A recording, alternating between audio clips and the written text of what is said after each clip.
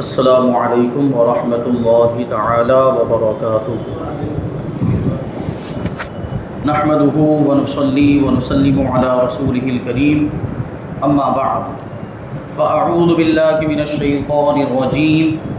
بسم اللہ الرحمن الرحیم ان اللہ وملائکته یصلون علی النبی یا ایھا الذین آمنوا صلوا علیہ وسلموا تسلیما اللهم صل على سيدنا ومولانا محمد معدن الجود والكرم وآله الكرام وابنه الكريم وبارك وسلم صلاة وسلاما عليك يا رسول الله صلى الله تعالى عليك وسلم۔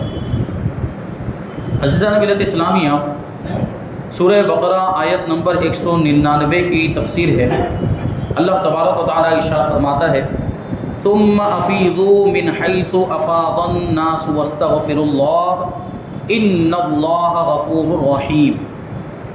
پھر اے قریشیوں، تم بھی وہیں سے پلٹو جہاں سے دوسرے لوگ پلٹتے ہیں، اور اللہ سے مغفرت طلب کرو، بے شک اللہ بخشنے والا مہربان ہے۔ تو مسلسل ابھی جو آیتیں تفسیر میں آ رہی ہیں اس میں حج کے احکام اور مسائل بیان کیے گئے۔ اس سے پہلے آپ نے وقوف عرفات کے بارے میں سنا کہ 9 ذی الحجہ کو عرفات کے میدان میں وقوف کرنا یہ حج کے فرائض میں سے، یہ 9 ذی الحجہ کے زوال آفتاب سے لے کر 10 ذی الحجہ کی صبح صادق سے پہلے تک کم سے کم ایک لمحے کے لیے عرفات کے میدان میں ٹھہرنا یہ فرض ہے، اور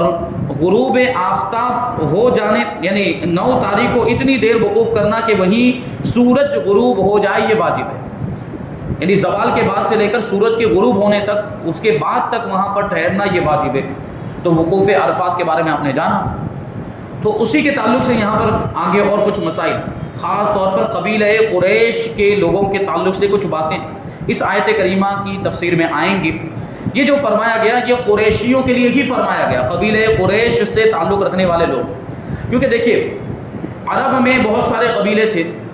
اور ہر کسی کی اپنی اپنی حیثیت، لیکن یہ جو قبیلہ قریش ہے یہ بہت بڑا قبیلہ مانا جاتا تھا، بہت معزز اور بہت عزت والا، بڑے رتبے والا قبیلہ مانا جاتا تھا۔ اور پھر یہ بھی تو ہے کہ حضور پاک صلی اللہ علیہ وسلم بھی قبیلہ قریش ہی میں تشریف لائے، تو اس سے بھی ثابت ہوتا ہے کہ قبیلہ قریش یہ سارے قبیلوں میں سب سے بہتر قبیلہ ہے۔ تو یہ بہتر قبیلہ تو تھا اپنے رتبے کی وجہ سے اور عزت و شرف کی وجہ سے، سعادت مندی کی وجہ سے، لیکن اس کا یہ مطلب نہیں ہے کہ پھر اس پر آدمی فخر کرے، خاندان پر فخر کرے اور اس کی وجہ سے اپنے آپ کو بڑا سمجھنے لگ جائے۔ تو یہ قریش کے لوگوں کے ساتھ ایسا ہی معاملہ کہ وہ چونکہ قبیلہ قریش سے تعلق رکھتے تھے، قریشی، تو اس کی وجہ سے وہ دوسرے لوگوں کے مقابلے میں اپنے آپ کو بڑا سمجھتے تھے اور ان سے اپنے آپ کو الگ سمجھتے تھے۔ تو ہوتا یوں تھا کہ باقی حاجی تو میدان عرفات میں جا کر وقوف کرتے تھے، وہاں پر وہ 9 ذی الحجہ کو ٹھہرتے بھی تھے، لیکن قبیلہ قریش کے لوگ عرفات میں وقوف نہیں کرتے تھے، میدان عرفات میں ٹھہرتے نہیں تھے، بلکہ مزدلفہ میں ہی رکے رہتے تھے اور انتظار کرتے تھے یہاں تک کہ سب لوگ عرفات سے واپس آ جاتے۔ جب باقی کے لوگ، باقی حاجی عرفات سے واپس آ جاتے تو پھر یہ بھی واپس ہو جاتے، یعنی یہ عرفات میں جاتے ہی نہیں تھے، قریش کے لوگ عرفات کے میدان میں جاتے ہی نہیں تھے، وہاں پر وقوف کرتے ہی نہیں تھے۔ تو ان کی اس غلط بات کا تذکرہ اس کے اندر ہے، کیونکہ حج کے بنیادی ارکان میں سے ہے وقوف، کہ وقوف عرفات، کہ اگر کوئی وقوف عرفات چھوڑ دے تو اس کا حج ہوگا ہی نہیں۔ تو یہ لوگ ایسا کرتے تھے کہ مزدلفہ سے ہی واپس لوٹ جاتے تھے۔ تو اس کے بارے میں فرمایا جا رہا ہے کہ اے قریشیو، تم وہیں سے پلٹو جہاں سے دوسرے لوگ پلٹتے ہیں، یعنی تم بھی عرفات کے میدان میں جاؤ اور وہاں سے تم بھی پلٹو، جیسے کہ لوگ عرفات سے پلٹتے ہیں واپس ہوتے ہیں، تو تم بھی وہاں جانے کے بعد وہیں سے واپس ہو، مزدلفہ سے واپس مت ہو۔ فرمایا قریش مزدلفہ میں ٹھہرے رہتے تھے اور سب لوگوں کے ساتھ عرفات میں وقوف نہیں کرتے تھے۔ جب لوگ عرفات سے پلٹتے تو یہ مزدلفہ سے پلٹتے تھے، وہاں سے واپس ہوتے، اور اس میں اپنی بڑائی سمجھتے تھے کہ ہم بڑے لوگ ہیں، ہم کیوں عرفات جائیں، سب جاتے ہیں، ہم نہیں جائیں گے، ہم تو مزدلفہ میں ہی رہیں گے، اور جب سب لوگ واپس آئیں گے تو ہم یہاں سے واپس ہو جائیں گے، اپنے آپ کو بڑا سمجھتے تھے۔ تو اس آیت میں انہیں حکم دیا گیا کہ وہ بھی سب کے ساتھ عرفات میں وقوف کریں اور ایک ساتھ میں واپس لوٹیں، سب لوگوں کے ساتھ ہی واپس لوٹیں، کیونکہ یہ حکم سب کے لیے ہے۔ سب کے لیے ہے کا مطلب کیا کہ قبیلہ قریش کے لوگوں کے لیے بھی یہی حکم ہے کہ وہ میدان عرفات میں وقوف کریں، اور یہی حضرت ابراہیم اور حضرت اسماعیل علیہ السلام کی سنت ہے۔ تو اس سنت پر عمل کرنے کے لیے، اور سنت ہونے کا مطلب یہ نہیں کہ پھر اب اس کو نہ کریں تب بھی چل جائے گا، نہیں، کیونکہ اسلام میں اس کو فرض قرار دیا گیا،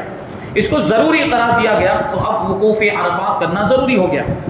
تو اس سے معلوم ہوا کہ اسلامی احکام برادریوں کے اعتبار سے، قوم کے اعتبار سے بدلتے نہیں،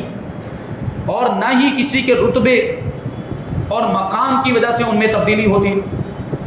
یعنی ایسا نہیں ہوتا کہ اگر کوئی دنیا داری کے اعتبار سے بڑے رتبے والا بڑا آدمی مانا جاتا ہے تو اس کے لیے کوئی الگ حکم ہو، اور کوئی اتنی حیثیت نہیں رکھتا یا جو ہے کہ کوئی غریب ہے اور اس کے لیے الگ حکم، ایسا نہیں۔ اسلام کے احکام سب کے لیے برابر، شریعت سب کے لیے برابر۔ اگر کوئی امیر چوری کرے گا تو اس کے لیے بھی وہی سزا، اور غریب چوری کرے گا تو اس کے لیے بھی وہی سزا۔ اسی طرح اگر کوئی امیر زنا کرتا ہے اس کے لیے بھی وہی سزا ہے، اور غریب اگر کوئی زنا کرتا ہے تو اس کے لیے بھی وہی سزا۔ تو اسلام کے سارے احکام سب کے لیے برابر ہیں، اور اس میں کوئی فرق نہیں، برادریوں کی وجہ سے احکام نہیں بدلتے، اور اسی طرح کسی کے رتبے، کسی کے عہدے کی وجہ سے بھی احکام نہیں بدلتے۔ تو یہ قبیلہ قریش کے لوگ سمجھتے تھے کہ ہم تو بڑے قبیلے سے تعلق رکھتے ہیں تو ہمارے لیے یہ حکم نہیں ہے، یہ ان کی سوچ غلط تھی، اور اس کی برائی کو یہاں پر بیان کیا گیا کہ وہ غلط سوچ ہے، اور صحیح سوچ یہ ہے کہ اسلام کے احکام سب کے لیے برابر ہیں، بلکہ امیر و غریب، گورے کالے، عربی عجمی، سب کے لیے اسلام کے احکام برابر ہیں۔ عربی عجمی یعنی عرب کے رہنے والے یا عرب کے علاوہ دوسرے ممالک کے رہنے والے، وہ عجمی کہلاتے ہیں، جیسے کہ ہم بھی عجمی ہیں، سب اسلام کے احکام میں برابر۔ یعنی ایسا نہیں کہ عرب والوں کے لیے کوئی الگ حکم ہو اور ہمارے لیے کوئی الگ حکم، نہیں، سب کے لیے یہ جو سارے بنیادی احکام ہیں اسلام کے وہ سب برابر ہیں۔ حضرت عائشہ صدیقہ رضی اللہ تعالیٰ عنہ فرماتی ہیں، قریش ایک مخزومی عورت کے بارے میں بہت ہی پریشان تھے، یعنی قبیلہ بنو مخزوم سے تعلق رکھنے والی یہ عورت تھی، اور مخزومی اسی وجہ سے کہا جاتا ہے۔ تو اس کے بارے میں بہت پریشان تھے، جس نے چوری کی تھی، جیسے میں نے ابھی عرض کیا کہ چوری کی سزا اسلام کے اندر کیا ہے، ہاتھ کاٹا جانا، اور یہ سزا سب کے لیے برابر ہے۔ والسارق والسارقۃ فاقطعوا ایدیہما جزاء بما کسبا نکالا من اللہ، کہ چور ہو یا چورنی ہو، جب وہ چوری کریں تو ان کے ہاتھ کاٹ دیے جائیں، یہاں سے گٹے کے پاس سے ہاتھ کاٹے جائیں گے، اور یہ اللہ کی جانب سے وہ ان کے کیے کا بدلہ ہے، جو انہوں نے غلط کام کیا، چوری کا یہ جرم کیا ہے، یہ ان کے جرم کی یہ سزا ہے کہ ان کے ہاتھ کو کاٹ دیا جائے۔ لیکن یہ بات ذہن میں رہے کہ یہ وہاں پر ہوگا جہاں اسلامی حکومت ہو، اسلامی بادشاہ ہو، وہ اسلام کے احکام نافذ کر سکتا ہے۔ ہمارے ملک ہندوستان میں جمہوری حکومت ہے، سیکولر حکومت ہے، تو یہاں ہم کوئی چوری کرنے والے کا ہاتھ نہیں کاٹ سکتے، یہاں ہمیں حکومت کے قانون کے حساب سے چلنا پڑے گا، ہندوستان کے گورنمنٹ کے قانون کے حساب سے چلنا پڑے گا۔ تو یہ جو بھی اسلامی احکام یا اسلام کی سزائیں اور اسلام کی حدود، خاص طور پر یعنی دوسرے احکام نماز روزے وغیرہ وہ تو یہاں پر بھی ہم عمل کریں گے، لیکن یہ حدود اور سزائیں یہ بادشاہ اسلام ہی لاگو کر سکتا ہے۔ اسلام کا بادشاہ ہونا چاہیے۔ اب اسلام کا بادشاہ ہونے کے لیے اسلامی حکومت بھی ضروری ہے، یہاں پر اسلامی حکومت نہیں ہے۔ بہرحال یہ چور کی سزا یہ ہے کہ اس کے ہاتھ کاٹ دیے جائیں۔ تو وہ مخزومی عورت نے چوری کی تھی، لوگ کہنے لگے کہ اس بارے میں رسول اللہ صلی اللہ علیہ وسلم سے گفتگو کون کرے، کہ اس کے بارے میں، اس عورت کے بارے میں حضور سے بات کون کرے، یعنی وہ یہ لوگ چاہ رہے تھے کہ کسی طریقے سے اس کی سزا معاف ہو جائے، یعنی کوئی سفارش کرنے والا مل جائے اور حضور کی بارگاہ میں جا کر وہ سفارش کرے، لاغوک نہیں بولتے، لاغوک لگا، وہ حضور کی بارگاہ میں جا کر بات کرے اور اس کی سزا معاف ہو جائے۔ وہ لوگ یہ سوچ رہے تھے،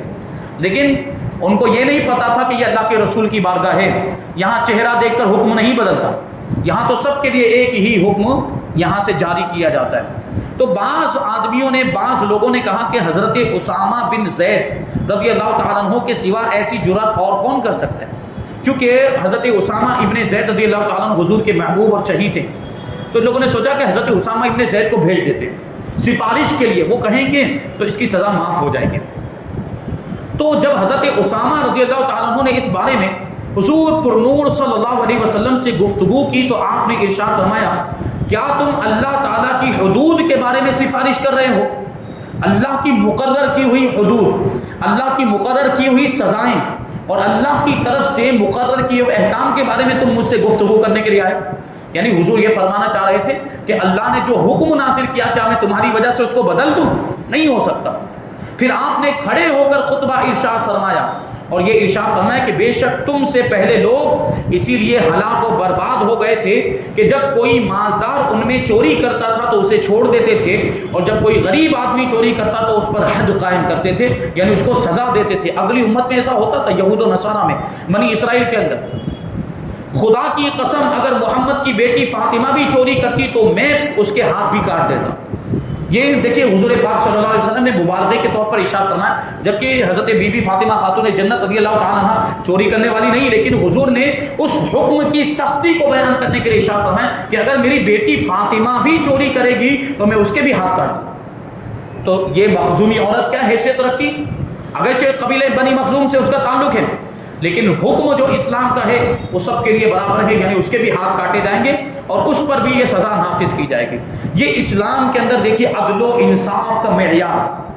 یہ عدل و انصاف ہمیں اسلام سکھاتا ہے، اور جب تک ہم یہ عدل و انصاف قائم کرتے رہے، ہمارے بادشاہ، ہمارے حکام اور ہمارے امراء، بڑے لوگ جب تک یہ اسلام کے احکام پر عمل کرتے رہے، ہماری قوم ترقی کرتی رہی۔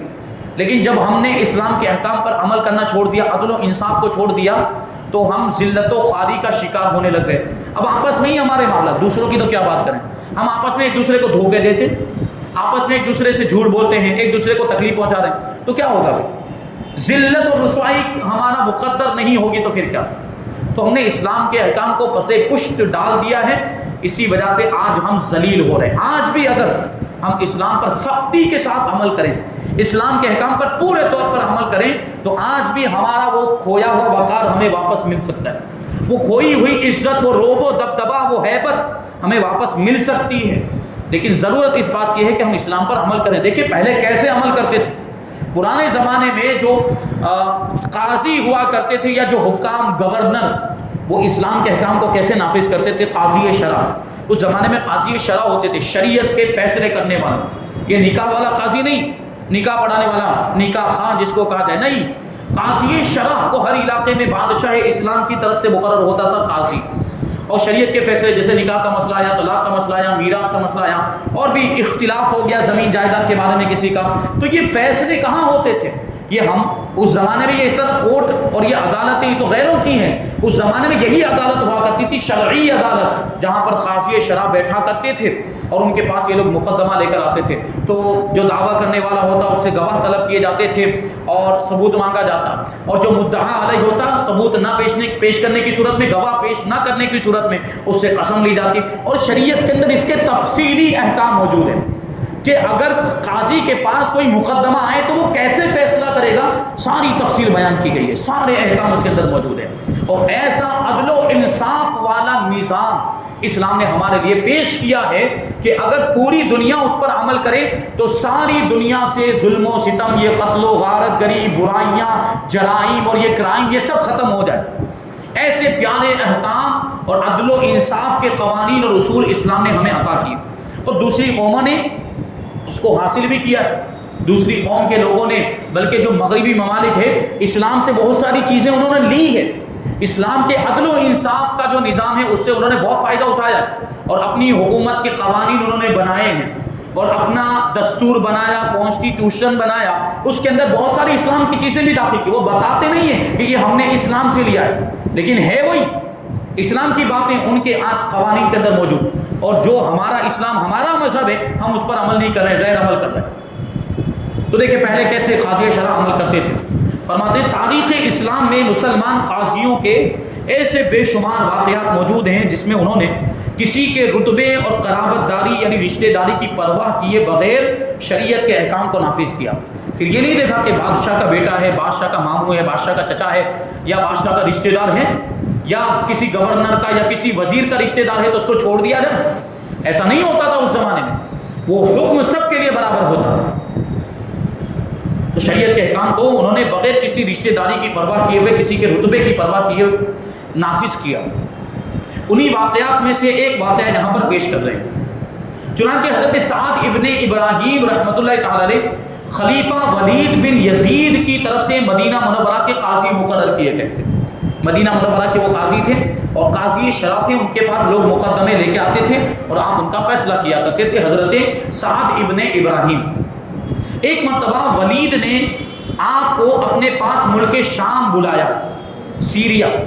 چنانچہ آپ رحمۃ اللہ تعالی علیہ ایک با اعتماد یعنی بھروسے کے لائق شخص کو مدینہ منورہ میں قاضی بنا کر خود ملک شام کی جانب چل پڑے۔ جب آپ رحمۃ اللہ تعالی علیہ شام کی سرحد پر پہنچے تو آپ رحمۃ اللہ تعالی علیہ کو شہر سے باہر ہی روک دیا گیا، شہر میں داخل ہونے کی اجازت نہیں دی گئی، کیونکہ وہ پہرے لگے ہوتے ہیں، جیسے ابھی بھی نہیں ہوتا، وہ ناکہ بندی ہوتی ہے، تو اس طرح جو ہے کہ پولیس وغیرہ کا انتظام ہوتا ہے، تو شہر میں داخل ہونے کے لیے وہاں پر اجازت وغیرہ کے مسائل ہوتے ہیں۔ تو اس زمانے میں بھی ایسا رہا ہوگا، تو ان کو ملک شام کی سرحد پر ہی روک لیا گیا، بارڈر پر، اور ان کو اندر داخل ہونے نہیں دیا گیا۔ اور حالانکہ بادشاہ نے خود بلایا تھا ان کو، بادشاہ نے بلایا، پھر بھی ان کو داخل ہونے نہیں دیا گیا،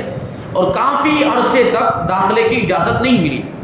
ایک رات حضرت سعد ابن ابراہیم رحمۃ اللہ تعالی علیہ مسجد میں عبادت میں مصروف تھے کہ ایک شخص کو دیکھا کہ نشے کی حالت میں بدمست ہے اور مسجد میں گھوم رہا ہے۔ کیونکہ کتنے تعجب کے، ایک تو شراب پی، اور شراب پینے کے بعد کہیں اور نہیں بلکہ اللہ کے گھر میں جو عبادت کی جگہ ہے مسجد میں شراب پی کر گھوم رہا ہے۔ شراب پینا حرام ہے، اور مسجد میں شراب پی کر آنا اور زیادہ بری بات ہے۔ تو مسجد میں بدمست ہو کر مدہوش اور اپنے نشے میں ادھر ادھر گھوم رہا تھا۔ یہ دیکھ کر حضرت سعد ابن ابراہیم رضی اللہ تعالیٰ عنہ نے پوچھا کہ یہ شخص کون ہے؟ لوگوں نے بتایا کہ یہ خلیفہ ولید بن یزید کا ماموں ہے، رشتہ دار ہے، اس کا ماموں، اس نے شراب پی ہے اور نشے کی حالت میں مسجد کے اندر گھوم رہا ہے۔ یہ سن کر حضرت سعد ابن ابراہیم رحمۃ اللہ تعالی علیہ کو بہت جلال آیا، غصے میں آ گئے، اور فرمایا کہ یہ کتنی دیدہ دلیری سے اللہ تعالیٰ کی نافرمانی کر رہا ہے، یعنی کتنا، دیکھیں یہ یوں سمجھے کہ کتنا سخت دل اس کا ہو گیا ہے کہ اس کو یہ بھی پرواہ نہیں ہے کہ وہ کہاں پر ہے، اللہ کے گھر میں شراب پی کر آ گیا، اللہ کی نافرمانی کر رہا ہے، اور اس کے پاک دربار میں یعنی اللہ کی بارگاہ میں مسجد میں ایسی گندی حالت میں بے خوف ہو کر گھوم رہا ہے اور پھر رہا ہے۔ تو حضرت سعد ابن ابراہیم نے غلام کو درہ لانے کا حکم دیا، درہ یعنی کوڑا، چابک، تو غلام نے درہ لا کر حاضر کیا۔ درہ لے کر حضرت سعد ابن ابراہیم نے فرمایا مجھ پر لازم ہے کہ میں اس پر شرعی سزا نافذ کروں، چاہے یہ کوئی بھی ہو، اسلام میں سب برابر ہیں، اگرچہ یہ ولید بن یزید خلیفہ کا ماموں ہے لیکن حکم تو سب کے لیے برابر۔ اگر کوئی عام آدمی شراب پیتا تو میں اس کو سزا دیتا، تو یہ ولید بن یزید خلیفہ وقت کے ماموں نے شراب پی تو مجھ پر لازم ہے کہ میں اس کو بھی سزا دوں۔ انہوں نے کیا کیا؟ چنانچہ آپ آگے بڑھے اور مسجد میں ہی اس کو 80 کوڑے مارے، خلیفہ کے ماموں کو۔ سوچنے جیسی بات، آج کے زمانے میں تو اگر کوئی بادشاہ ہو یا کوئی بڑے عہدے پر ہو، بڑے رتبے پر ہو، تو ہمیں اس سے کچھ بولنے میں بھی ڈر لگتا ہے، یا ہم اس کو کچھ بولیں گے جا کر کہہ دے گا بادشاہ کو یا کسی حاکم کو جا کر، تو ہماری خیر نہیں، ایسے معاملات۔ لیکن وہ اللہ والے تھے، وہ اسلام کے احکام کو نافذ کرنے میں کسی سے ڈرتے نہیں تھے کہ یہ اگرچہ خلیفہ کا ماموں ہے، دیکھا جائے گا خلیفہ بعد میں اس کو پتہ چلے گا تو کیا جو بولے گا وہ سنیں گے، پھر اس کے مطابق ہم اس کو بتا دیں گے سچائی اور حقیقت کیا ہے۔ تو ماموں، خلیفہ کا ماموں ہونے کے باوجود مسجد میں ہی اس کو 80 کوڑے لگائے۔ وہ شخص 80 کوڑے کھانے کے بعد نہایت زخمی حالت میں خلیفہ ولید بن یزید کے پاس پہنچا۔ خلیفہ نے جب اپنی ماموں کی یہ حالت دیکھی تو بہت غضبناک ہوا، غصہ ہو گیا، اور پوچھا کہ تمہاری یہ حالت کس نے کی؟ اپنی ماموں کی اس نے حالت دیکھی، وہ زخمی کے کوڑے مارے اس کو، اور پوچھا کس نے تمہیں کوڑے مارے، کس نے تمہیں اتنا شدید زخمی کر دیا ہے؟ اس نے جواب دیا کہ ایک شخص مدینہ منورہ سے آیا ہوا تھا، اس نے مجھے 80 کوڑے کی سزا دی ہے اور کہا کہ یہ سزا دینا اور حد قائم کرنا مجھ پر لازم ہے۔ خلیفہ نے جب یہ سنا تو اس نے فوراً حکم دیا کہ ہماری سواری تیار کی جائے۔ اسی وقت حکم کی تعمیل ہوئی اور خلیفہ کچھ سپاہیوں کو لے کر حضرت سعد ابن ابراہیم مدینہ منورہ کے جو قاضی تھے ان کے پاس وہ خلیفہ پہنچ گیا، اور آپ رحمۃ اللہ تعالی علیہ سے کہا کہ اے ابو اسحاق، تو نے میرے ماموں کے ساتھ یہ سلوک کیوں کیا اور اسے اتنی دردناک سزا کیوں دی؟ حضرت سعد ابن ابراہیم رضی اللہ تعالیٰ نے فرمایا کہ اے خلیفہ، تو نے مجھے قاضی بنایا تاکہ میں شریعت کے احکام نافذ کروں اور اس کی خلاف ورزی کرنے والے کو سزا دوں۔ چنانچہ جب میں نے دیکھا کہ سر عام اللہ تعالیٰ کی نافرمانی کی جا رہی ہے اور یہ شخص نشے کی حالت میں اللہ تعالیٰ کے دربار میں یعنی مسجد میں گھوم پھر رہا ہے اور کوئی اسے پوچھنے والا نہیں، کوئی اسے کچھ کہنے والا نہیں، اسے کوئی تنبیہ کرنے والا نہیں، تو میری غیرت ایمانی نے اس بات کو گوارا نہ کیا کہ میں اللہ کی نافرمانی ہوتے ہوئے دیکھوں اور تمہاری قرابت داری یعنی رشتہ داری کی وجہ سے چشم پوشی کر لوں، یعنی اس کو نظر انداز کر دوں اور شرعی حدود قائم نہ کروں۔ تو اسی غیرت ایمانی کی وجہ سے میں نے اس کو 80 کوڑے لگائے۔ تو دیکھیے اس زمانے میں جو قاضی شرع ہوا کرتے تھے وہ کس طریقے سے اسلام کے احکام پر عمل کرتے تھے اور بادشاہ وقت کی بھی فکر نہیں کرتے تھے، بادشاہ وقت کے عتاب سے بھی نہیں ڈرتے تھے کہ بادشاہ کیا کہے گا، دیکھا جائے گا، ہم تو اسلام کا حکم نافذ کرنے کے لیے مقرر ہوئے، ہماری ذمہ داری ہے تو ہم اپنی ذمہ داری کو ادا کریں۔ تو یہ عدل و انصاف، تو جب مسلمان اس طریقے سے عدل و انصاف پر عمل کرتے تھے، اسلامی احکام پر عمل کرتے تھے، تو اللہ تعالیٰ نے ان کو ویسا روب و دبدبہ بھی عطا فرمایا، ویسا مقام و مرتبہ بھی عطا فرمایا کہ صحابہ کرام ایک انتہائی سادگی والی زندگی گزارتے تھے، لیکن اس کے باوجود ان کا نام سن کر بڑے بڑے سپر پاور کانپ جایا کرتے تھے۔ فاروق اعظم کی زندگی آپ دیکھیں، فاروق اعظم کے دور میں اسلام کی حکومت دور دور تک پھیل گئی۔ فاروق اعظم انتہائی سادہ زندگی گزارا کرتے تھے اور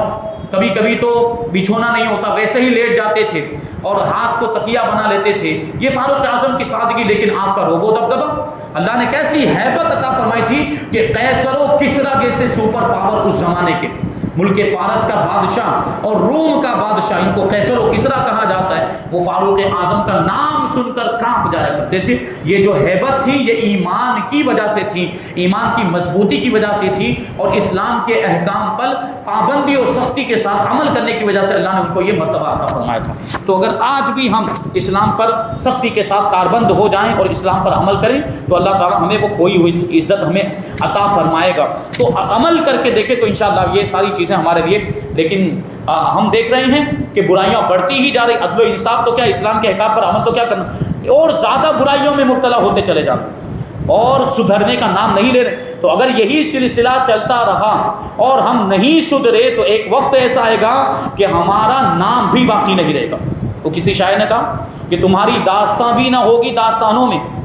یعنی لوگ پڑھیں گے، ہسٹری پڑھیں گے، لیکن تمہارا نام ہی نہیں آئے گا۔ یہ ہو بھی رہا، یہ مغل بادشاہوں کے دور کی سب باتیں مٹا رہے ہیں وہ لوگ۔ مغل بادشاہوں میں ہندوستان کے اندر کیا کیا ہوا، انہوں نے کیا کیا ترقی والے کام کیے، وہ سب ختم کریں اور ان کو ایک ظالم و جابر بادشاہ کی طرح پیش کیا جا رہا ہے۔ یہ سب باتیں ہیں، بہرحال اور بھی بہت کچھ اس میں عرض کیا جا سکتا ہے۔ تو آیت نمبر 199 کی تفسیر یہاں پر مکمل ہوئی۔ اب آیت نمبر 200 کی تفسیر انشاءاللہ ہم آئندہ درس میں شامل کریں گے۔ اللہ تعالیٰ کی بارگاہ میں دعا ہے کہ جو کچھ بھی بیان ہوا اس پر ہم سب کو عمل کرنے کی توفیق عطا فرمائے اور نور قرآن سے ہم سب کے دلوں کو روشن اور منور فرمائے۔ وما علینا الا البلاغ۔